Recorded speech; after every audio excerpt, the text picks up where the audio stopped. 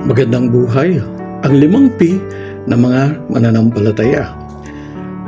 Ito'y dapat tandaan at dapat pagsikapan ng mga mananampalataya na magampanan nila at magawa nila. Una, kinakailangan ng mga mananampalataya ay ugaliin nila ang pagdalo ng araw ng pagsamba.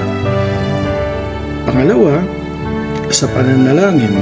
Dahil sa pagdalo nila, lumalago at natututunan nila kung paano manalangin at kung paano ang gagawin at tinuturo sa pagdalo ang tamang pananalangin. Pangatlo, pag-aaral ng Biblia. Sa pagdalo nila sa iglesia, natututunan nila kung paano mag-aral ng Biblia, kung paano magbasa, kung paano ang gagawin.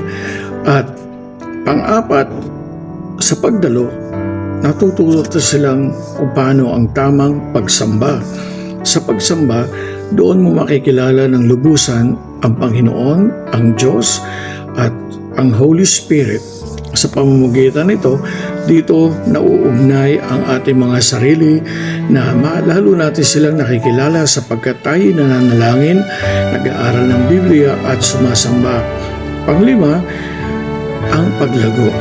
Kung nagagawa mo ang pagdalo, pananalangin, pag-aaral ng Biblia, at ang pagsamba, sigurado ikaw ay tuloy-tuloy sa paglago at higit sa lahat, ikaw ay magagamit ng Panginoon.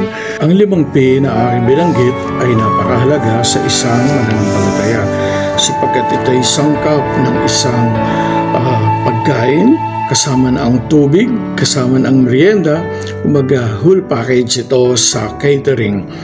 Ang paglago ng isang mananampalataya ay nakasalalay sa kanyang desire, nakasalalay sa kanyang pagnanais, at nakasalalay sa kanyang pagkukusa.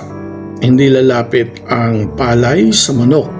Kailangan tayo ang magkukusa upang makilala natin ang lubusan, at kapag ang 5 bagay na ito ay nagagawa mo, sigurado unti-unti makikilala mo ng lubusan ang Panginoon.